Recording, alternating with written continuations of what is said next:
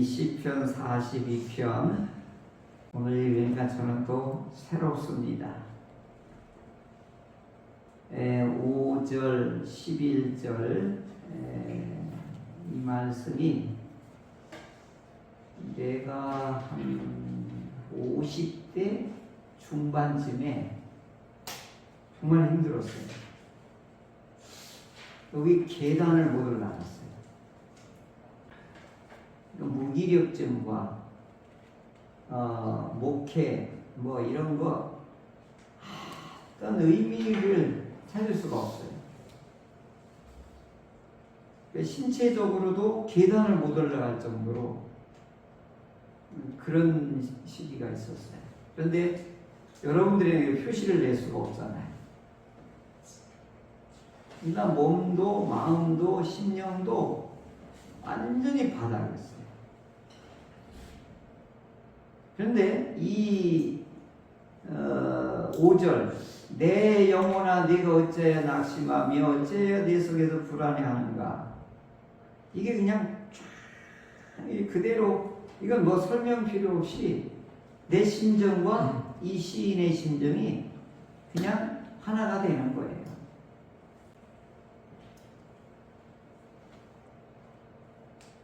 그 시기가 갱년기하고 목회에 또 이 무기력증하고 이게 이제 같이 겹쳐버린 거예요. 조금 상식이라도 좀 알았으면 전문가의 도움을 받았을 거예요.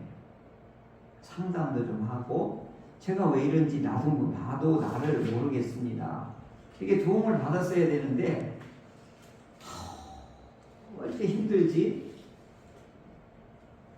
또 이제 아내는 왜 당신은 기도도 시원찮고 요즘에 이렇게 그냥 아냐고 또 막 또 뭐라고 하는 거예요.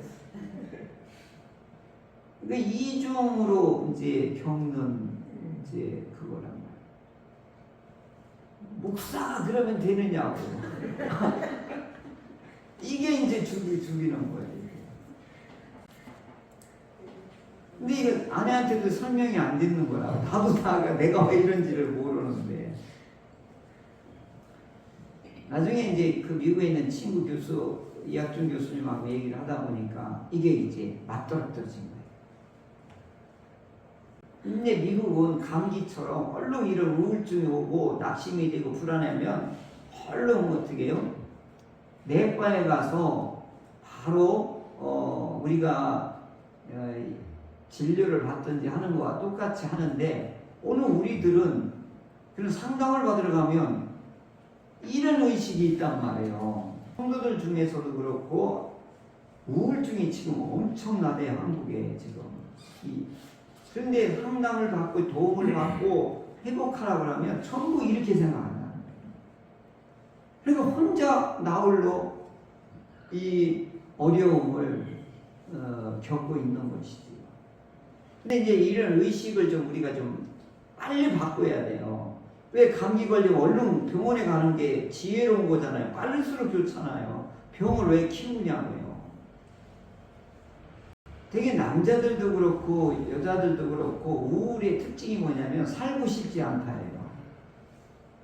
왜 살고 싶지 않아요? 인생의 의미를 못 느끼거든요. 내가 하는 일이나 내가 현재 위치하는 일이나 신체적이나 정신적으로나 활동하는 모든 내용들이 뭐예요? 삶의 의미를, 정신적인 가치를, 내가 존재하는 이유를 어떤 거로서 이게 접촉이 안 되는 거예요. 이제 이런 것들이 이제 커지면은 나중에 큰 정신적인 이걸 암이라고 그러거든요. 근데 우리는 여기 막 혹이 막 이렇게 커지면 5기고 이만큼 시작하면 1기라고 그건 잘 알아요. 근데 정신적으로나 신적으로나 이게 점점 힘들어진다라고 하는 강도 높은 것이 1도, 2도, 3도, 4도. 우리 안에 이거 화상 입을 때 1도 화상이냐 2도 화상이냐 3도, 그것도 이게 척도가 있듯이 정신적으로도 힘드는 것도 내면적으로도 힘드는 것도 1도, 2도, 3도, 4도가 있단 말이에요. 그럼 얼른 가서 우리 가서 감기 걸리면 감기 처방을 받듯이 우리도 얼른 시작해야 된다는 말이죠. 특별히 또 이 청년들, 3포, 5포.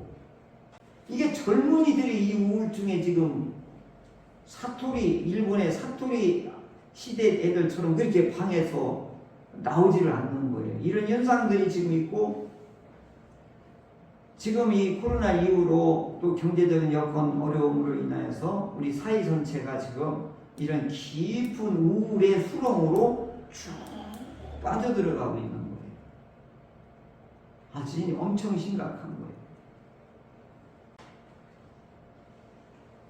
현재 여기 이제 42편은 이제 2권이 시작되는 거란 말이에요. 시편 2권이 시작되는 건데 2권부터는 이제 어떤 문제를 하냐면 진짜 이스라엘 왕이 누구냐 이제 이런 문제를 이제 2권에서 다루기 시작하는 거예요.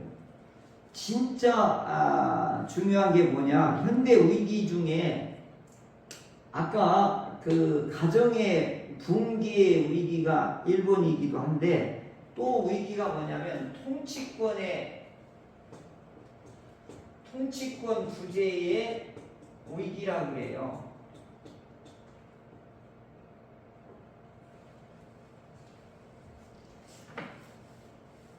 진짜 나라를 잘 다스리는 리더가 나와야 되는데 이 대통령이 된 사람, 이 최고의 총통이나 수상이 된 사람들이 어떻게 하냐? 엉망이란 말이에요. 한 예를 들면 미국의 먼저 전 대통령 같은 경우 보면 어떻게 보면 미친 사람 같아요. 대통령이 어떤 정책의 가치를 가지고 이 정책을 추진해 나가야 되는데 이렇게 손 뒤집듯이 맨날 바꿔요. 그리고 어떤 막 이익 집단에만 집중적으로 밀어주고. 그러니까 미국 정책의 기강이 완전히 막 이렇게 기우뚱 해버리는 거예요. 그러니까 미국이 혼란에 빠져버리는 거예요.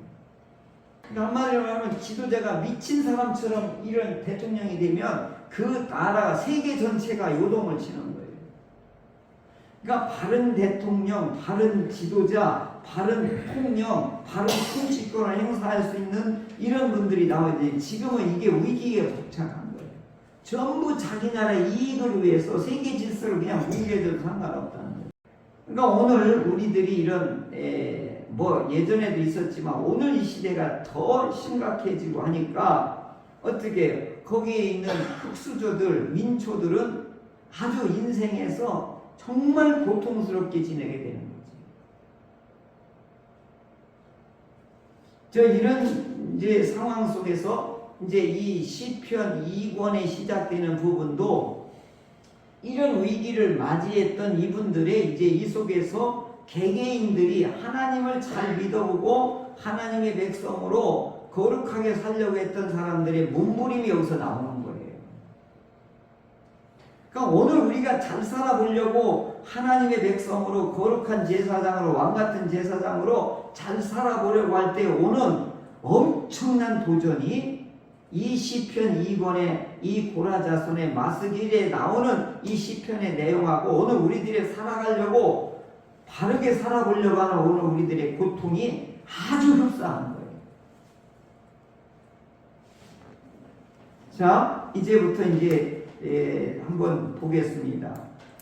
하나님이여, 사슴이 시냇물을 찾기에 갈급한 같이 내 영혼이 주를 찾기에 갈급하니이다. 아멘. 자, 여기 주어가 내 영혼이요. 내 영혼. 이 내 영혼 네페시인데 이건 자기 개인의 인격을 어떻게 보면 나타낸다고 보면 돼요. 나는 이렇게 보면 돼요. 나는 지금 하나님 찾는데 갈급한 사슴이 물을 찾는 것과 같이 지금 하나님을 찾습니다. 이제 이런 뜻이에요. 그 사슴은 제때 물을 안 먹잖아요. 근데 물을 조금 먹는데 초식동물이기도 하지만 물을 안 먹으면 이 사슴은 미쳐버립니다. 그러니까 동물의 세계 그 영상을 보면 그 물이 있는데 이렇게 오면 그 밑에 악어가 이렇게 하고 기다려요. 그럼 사슴이 그 물을 이렇게 먹으려고 할 때 이 악어가 확 덮쳐가지고 사슴 코를 물고서 물로 끌고 들어가서 잡아먹잖아요. 그럼에도 그 위험한데도 불구하고 사슴은 그 물을 먹어야 되는 거예요. 왜 그래? 그 물을 안 먹으면 어차피 죽는 거예요. 근데 이 시인이 지금 이렇게 물을 찾는 사슴처럼 나는 하나님을 지금 찾습니다. 하나님이 어디 계십니까? 이런 심정으로 지금 하나님을 찾는 거예요. 그러니까 하나님이 지금 내 기도와 하나님이 저 멀리 부재인 것 같아요. 하나님이 안 계시니까 이 내 영혼이 나는 지금 하나님이 안 계시고 하나님이 멀리 있는 것 같아서 나는 지금 죽을 것 같다. 이런 표현이거든요. 그러니까 2절에 보면 내 영혼이 하나님 살아계시는 하나님을 갈망합니다. 내가 어느 때에 나아가서 하나님의 얼굴을 뵐 수 있습니까? 그런데 저 원수들은 저 믿지 않는 저 사람들은 네가 믿는 하나님이 어디 있어? 네 꼴이 지금 그게 하나님 믿는다는 게 그게 삶이 그게 돼? 어떻게 이렇게 가난해? 어떻게 이렇게 병이 들었어? 네 하나님 도대체 어디 있단 말이야? 그런 하나님을 뭐하나 믿어? 이렇게 저 원수들이 나를 조롱하고 나의 뼈까지 쑤셔대고 있습니다. 하나님 어디 계십니까? 내 눈물이 주야로 내 음식이 됩니다. 그러니까 지금 이 개인의 탄원시인데 여기 갈급하다는 이 아락이라고 하는 원어를 보니까 이제 히브리어는 이게 아주 동적인 표현이에요. 이름 그러니까 이제 마라톤을 하는 사람들의 헐떡이는 거나 오늘 우리들이 갈급해서 막 숨이 넘어가고 목이 말라서 막 타들어가는 그런 표현이 이게 아락이에요. 헐떡이면서 지금 이 사람이 극단적인 상황에 처해 있다를 이렇게 표현하고 있는 것이죠. 이제 은혜를 경험한 아까 그 은혜였소. 근데 여자 목사님이 특송을 하는데 이 찬송을 아까 부르더라고요. 은혜 하는데 막 눈물을 철철 흘리면서 막 이렇게 부르는 거예요. 자기 인생이 은혜라는 거예요. 눈물을 흘리면서 여자 목사님인데 막 목소리는 곱지는 않아요. 근데 그 내용의 진정성이 은혜였어. 그게 그 음성이 지금도 쟁쟁하게 들려요. 네, 은혜였어 막 하는. 오늘 아까 인도하는데 가슴이 울컥하더라고요. 뭐 하나 태어난 거 하나 자체도 다 은혜잖아요. 그런데 하나님을 경험한 사람, 은혜를 경험한 사람들은 이 은혜가 좀 더 멀어지고 은혜의 이런 느낌이 약해지면 괴로운 거예요.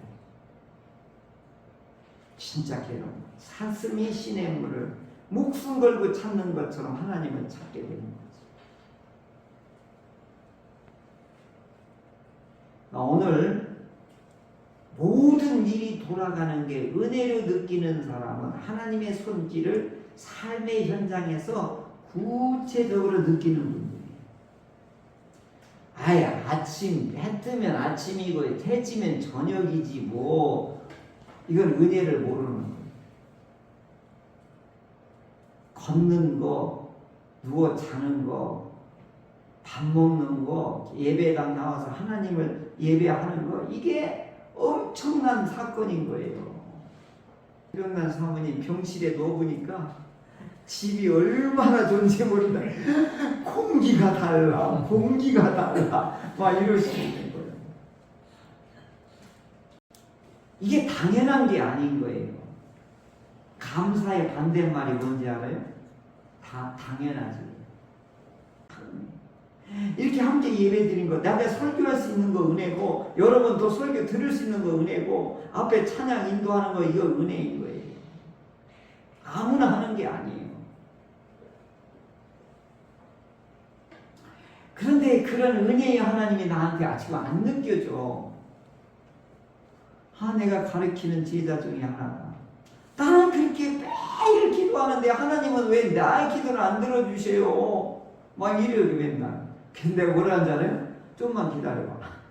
언제까지요? 그래. 하나님이 기다리는데 기다려야지. 그렇다고 내가 급하다고 하나님의 비밀 창구를 열 수가 없잖아. 조금만 더 해. 기다려봐. 막 이러지. 미치겠는 거예요.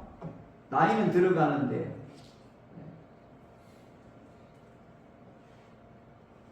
오늘 우리들 각자의 문제는 다 있어요.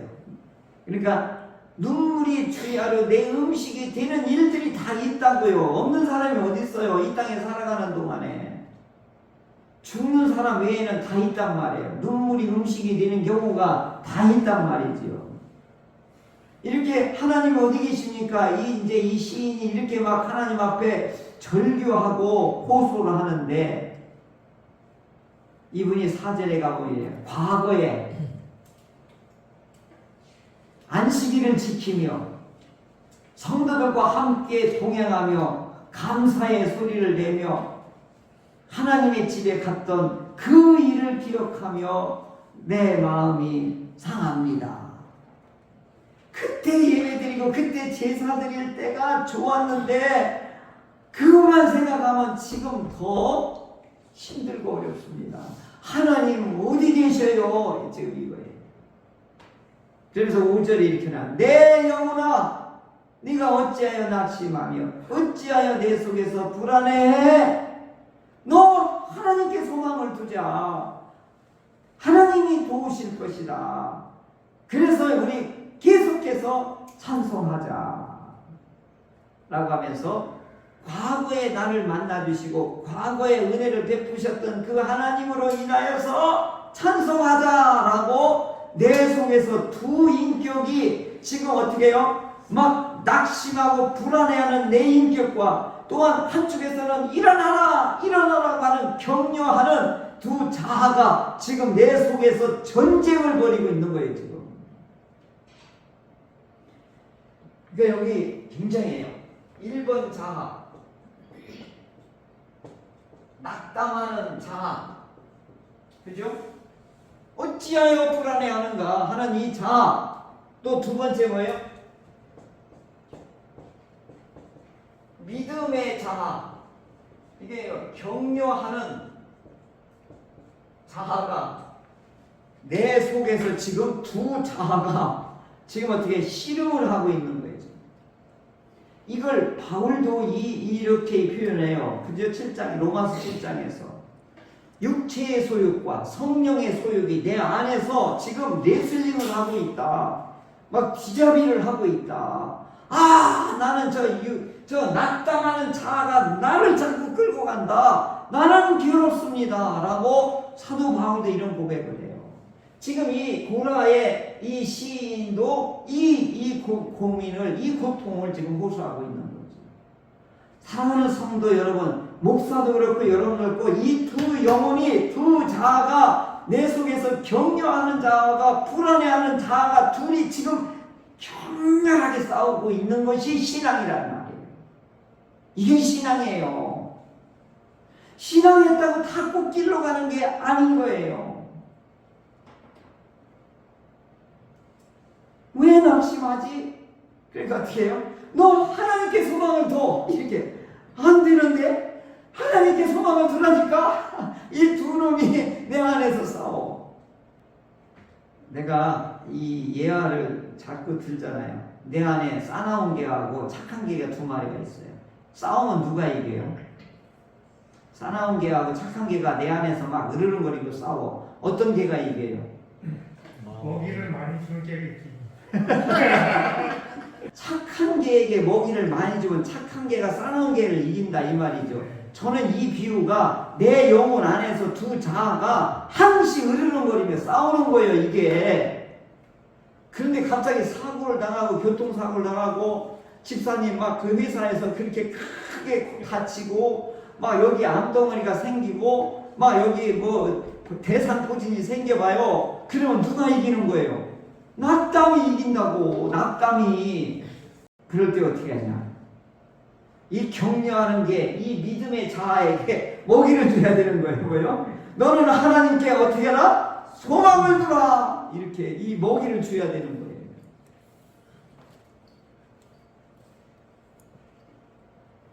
그러면서 이분은 격려를, 과거에 하나님이 은혜를 줬지 않냐? 과거에 하나님이 너를 만나 주셨지 않냐? 과거에 하나님께서 너에게 엄청난 도움을 주었지 않느냐? 그걸 기억하라는 거죠. 그런데 6절부터 어디 10절까지 내가 지금 저 원수들에게 조롱을 받고 있습니다. 폭포 소리와 같고 깊은 바다 소리와 같고 파도와 같고 물결 같습니다. 이걸 혼돈을 나타내는 상징적인 비유예요. 그러니까 오늘 우리들을 어렵게 만드는 이 상징이 뭐냐? 이게 바다예요. 물, 파도. 이 파도 생각나죠? 예수님이 그 배에서 이렇게 했을 때 막 파도가 일어나는 거 어떻게 해요? 우리가 죽게 되었다고 막 죽는 거 안 보십니까? 하면서 예수님을 이렇게 해놓으니까 어떻게 해요? 잠잠하라 이렇게 했죠. 그때 제자들이 도대체 이분이 누이기에 이렇게 나오잖아요. 그러니까 이 파도, 폭포, 물결, 깊은 바다 이것 전부 혼돈의 세력을 나타날 때 주로 상징하는 표현들이거든요. 이것을 잠잠시키는 게 누구냐 하는 거죠. 하나님은 죽이기도 하시고 살리시기도 하신다. 사무엘상 2장 6절.